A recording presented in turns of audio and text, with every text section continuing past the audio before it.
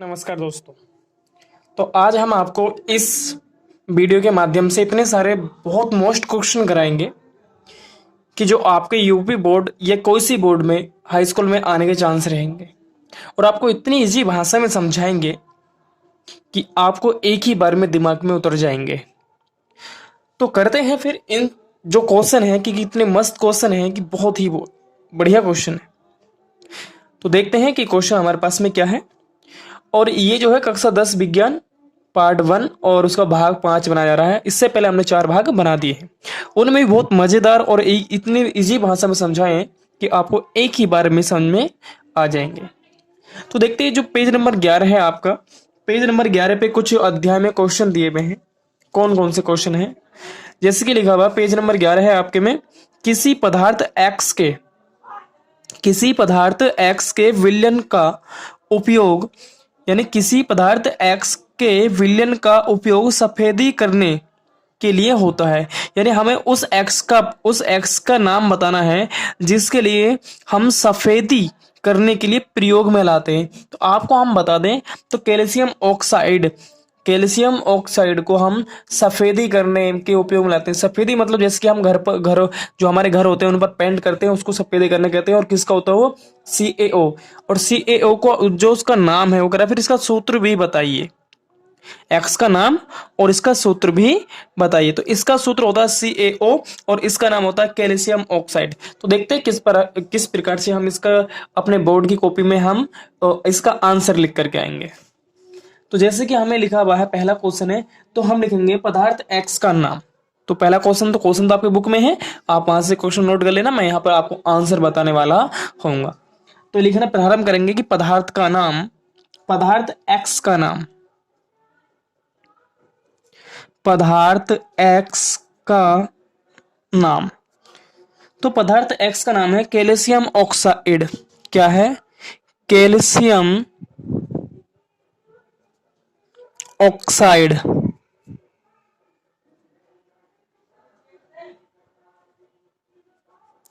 तो पदार्थ का जो नाम है वो क्या था? Calcium oxide. अब हमें बताना है, वो कह रहा है कि इसका सूत्र भी बताओ। तो इसका जो सूत्र हो जाएगा CaO, जिसे हम कहते हैं कैल्शियम ऑक्साइड।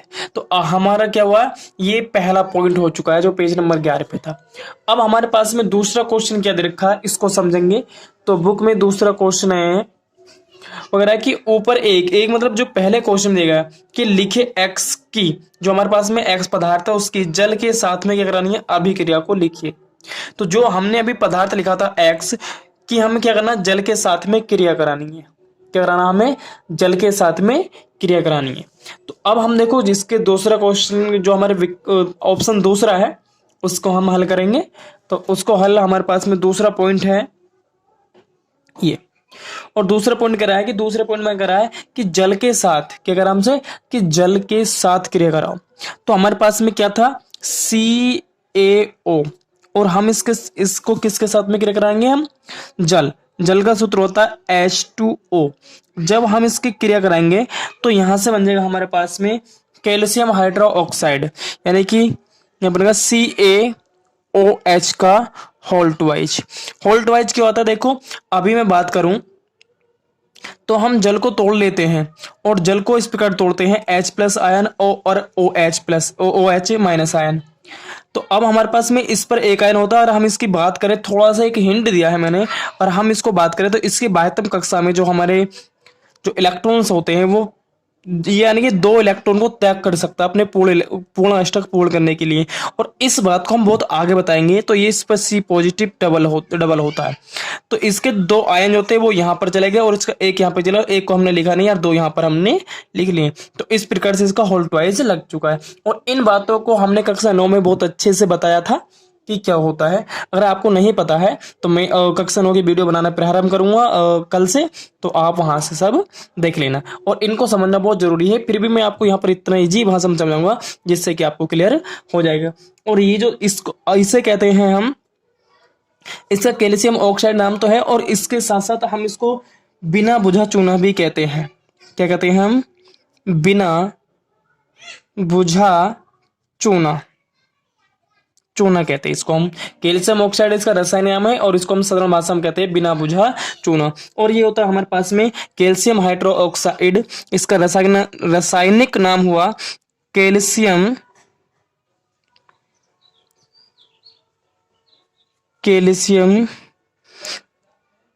हाइड्रोक्साइड, और इसको हम कहते हैं बुझा हुआ चूना। क्या कहते हैं हम इसको? बुझा हुआ चूना। क्या कहते हैं हम इसको?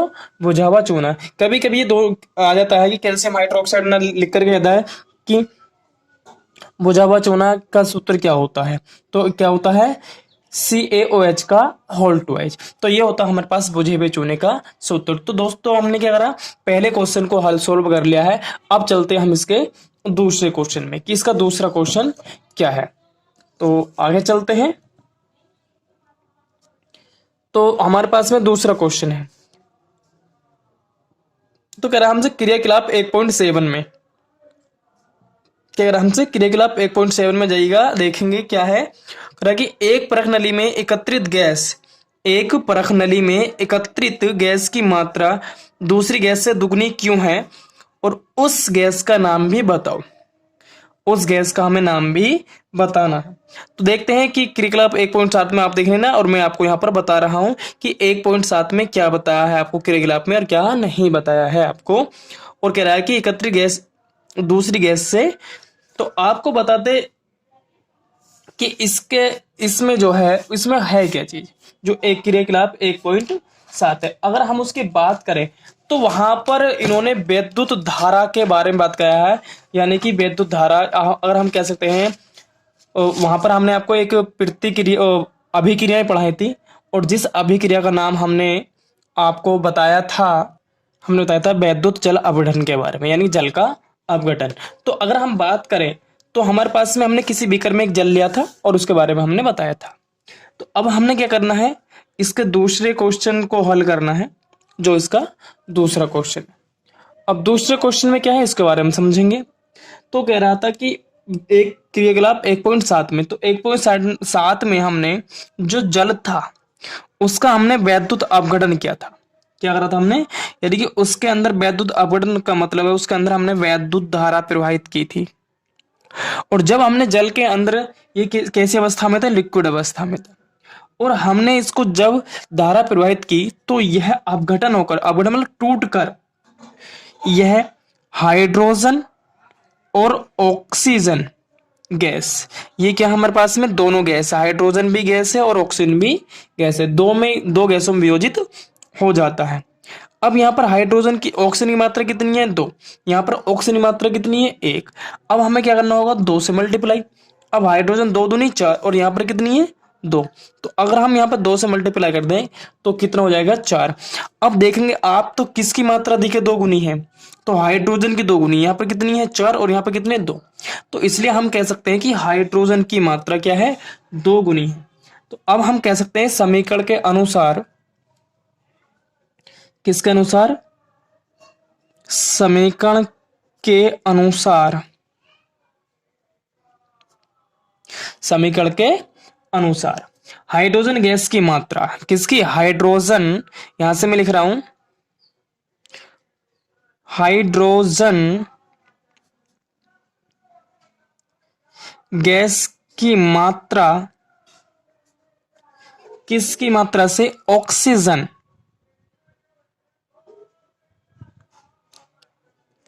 ऑक्सीजन की मात्रा से 2 गुनी है। और कह रहा है कि उसका नाम भी बताओ। अतः यहां पे लिख सकते हैं, अतः क्या है वो, हमने लिख तो पहले दिया है, अतः वह हाइड्रोजन गैस है। अतः वह क्या है, हाइड्रोजन, हाइड्रोजन गैस है। तो यह है हाइड्रोजन गैस। तो उम्मीद है कि आपको ये क्वेश्चन समझ में आगे होंगे। तो अब चलते हैं हम अगले क्वेश्चनों पर। तो देखते हैं फिर, ये आपके जो क्वेश्चन हैं ये नेक्स्ट पेज पे थे, और पेज नंबर मैं आपको बता रहा हूँ, पेज नंबर 15, जो पेज नंबर 15 मैंने आपको जो आपके अध्याय में बीच बीच में क्वेश्चन दिए हुए हैं तो मैंने आपको उन क्वेश्चनों को कराने की पूरी चेष्टा की है, जिससे कि आपको प्रति एक क्वेश्चन का आंसर मिल सके। तो मैंने आपको ये क्वेश्चन लिख लिए थे पहले ही। तो क्या क्वेश्चन है देखते हैं जरा। जब लोहे की कील को कॉपर सल्फेट के विलयन में डुबोया जाता है तो विलयन का रंग क्यों बदल जाता है। इस प्रकार का जो क्वेश्चन है वो बहुत मोस्ट है। इस प्रकार का क्वेश्चन आपको ज्यादातर क्वेश्चन पेपर में मिलते हैं। तो पेपर की दृष्टि से, बोर्ड की दृष्टि से ये क्वेश्चन बहुत मोस्ट है।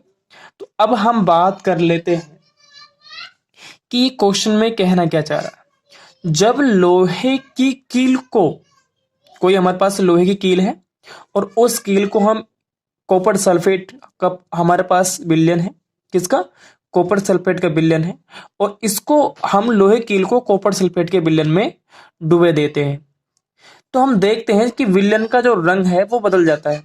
पहले मैं आपको बता दूं कि कॉपर सल्फेट का जो विलयन का जो रंग होता है वो नीला होता है। कैसा होता है, वो नीला रंग होता है। जो कॉपर सल्फेट का जो विलयन है वो नीला होता है, और जो नीले से जब हम अगर इस कॉपर सल्फेट के विलयन में लोहे की कील को डाल देते हैं तो इसका रंग धीरे धीरे बदलता जाता है।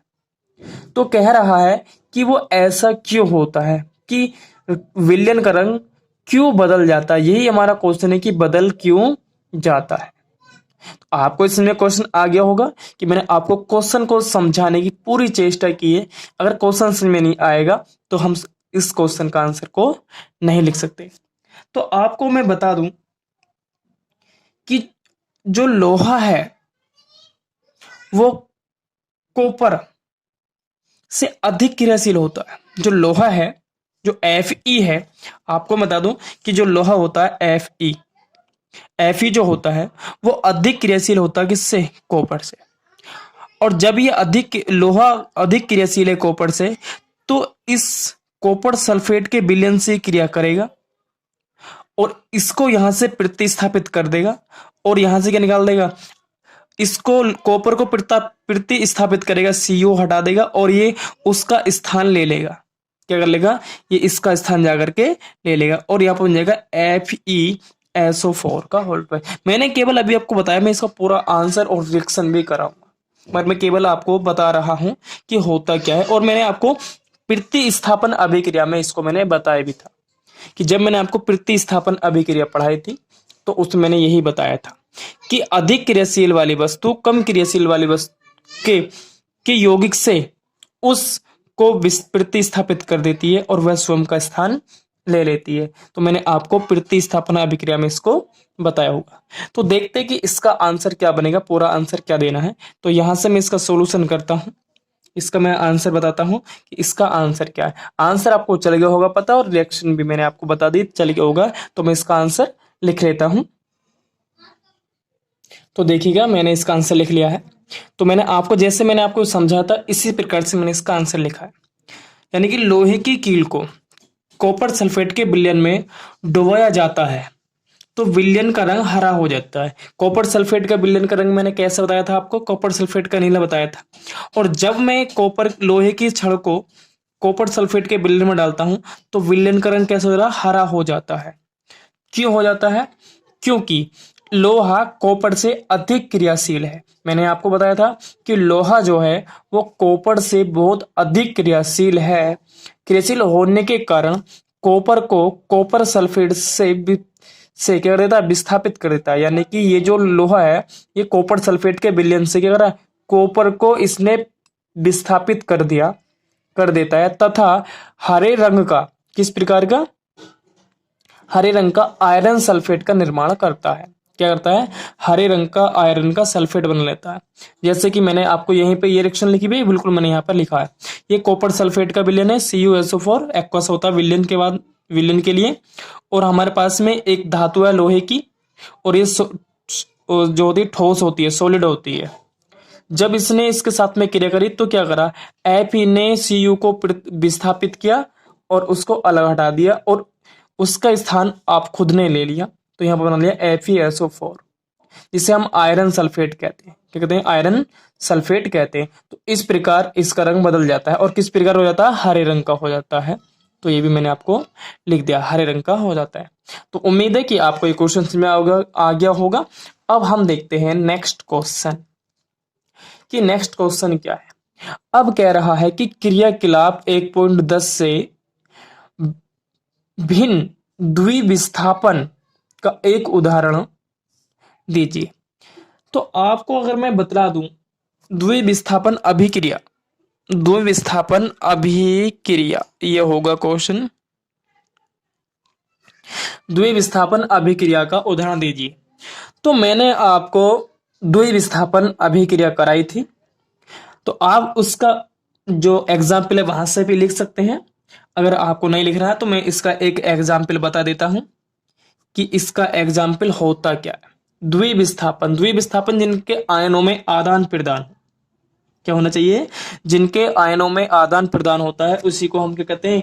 द्विविस्थापन अभिक्रिया कहते हैं। क्या कहते हैं हम उसको? द्विविस्थापन अभिक्रिया कहते हैं। तो जैसे अभी मैं यहाँ पे लिख दे रहा हूं बेरियम क्लोराइड, जिसका सूत्र मैं कई बार लिख चुका हूं और आपको बता चुका हूं, बेरियम क्लोराइड BaCl2, और उसके बाद मैंने यहां पर लिया पोटेशियम सल्फेट, और जब इन दोनों ने क्रिया करी तो जो बेरियम है इस पर हमारे पास में डबल पॉजिटिव होगा, और इसको तोड़ेंगे आयनों में तो इसके पास में निगेटिव होगा। पोटेशियम इस पर प्लस का 1 होगा, और जो हमारे पास में सल्फेट होता है SO4 होता है, इस पर हमारा डबल नेगेटिव होता है। तो क्या करेगा ये जो काम ये क्रिया करेगा, ये जाकर के हमारा क्रिया कर लेगा इस SO4 से, तो एक पॉजिटिव एक नेगेटिव से क्रिया करता है, ध्यान रहे। तो ये बना लेगा हमारे पास में Ba। अब इस पर कितने पॉजिटिव हैं? 2, और इस पर कितने नेगेटिव हैं? 2। तो इसमें कोई भी हमारे पास में एक्स्ट्रा चार्ज नहीं आने वाला है। BaSO4 ये ऐसे आ जाएगा, इस पे यहाँ पे B2 नहीं आएगा या इस पे 2 नहीं आएगा। क्यों? क्योंकि दोनों के आयनों ने एक दूसरे को निरस्त कर दिया। क्या कर दिया? निरस्त। अब ये इस पर भी प्लस का 1 है, इस पर भी प्लस का 1 है, दोनों निरस्त, सॉरी इस पर प्लस का 1 है और इस पर माइनस का 1 है, दोनों निरस्त कर देंगे तो ये बन जाएगा हमारे पास KCl।